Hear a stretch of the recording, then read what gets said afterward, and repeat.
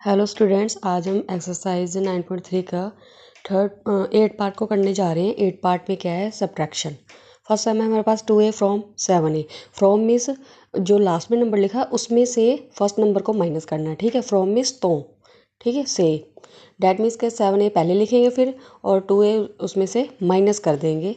हमारे पास क्या आ जाएगा, 7 में से 2 गए 5 और a का a आ जाएगा। इस तरह से b सम है हमारे पास -5x फ्रॉम 9x।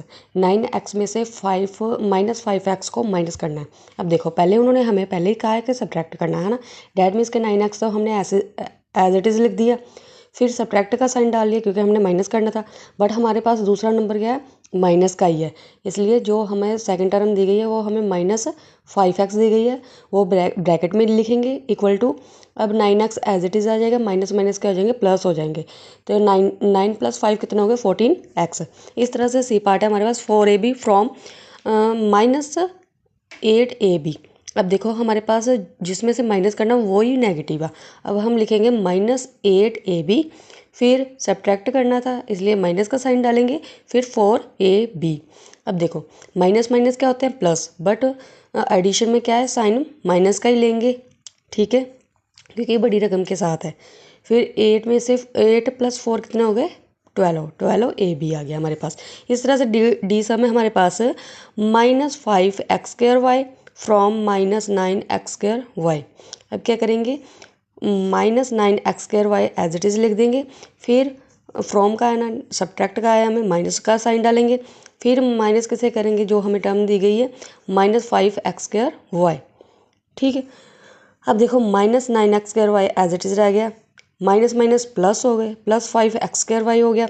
अब प्लस माइनस माइनस हो गए। अब जो साइन लार्ज नंबर के साथ था वो हमने लगा दिया। 9 में से 5 गए, 4x²।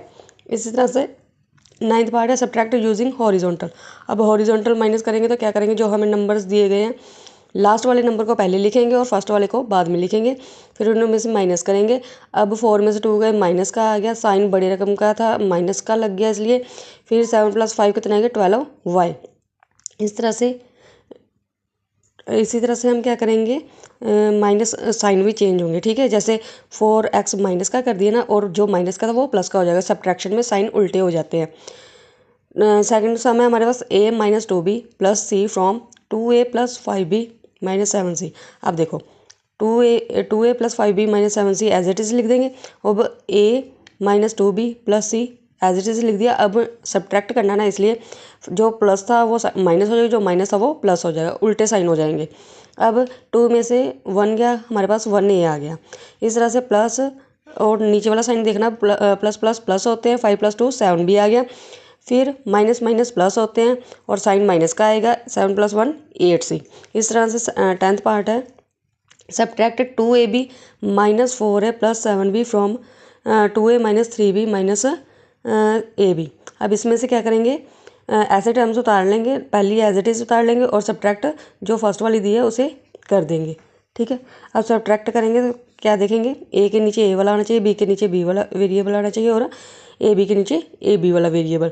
अब साइन माइनस का था ना 4 के साथ, डैट मीन्स वो प्लस हो जाएगा, और जो प्लस का था वो माइनस का हो जाएगा। अब देखो 4 में से 2 गए, कितना बच गया, नहीं, plus minus minus minus cancel हो गया ना, प्लस हो गया। फिर 4 + 2 कितना हो गया, 6 हो गया, 6 से अब माइनस माइनस प्लस हो गए, 7 + 3 10 भी आ गया।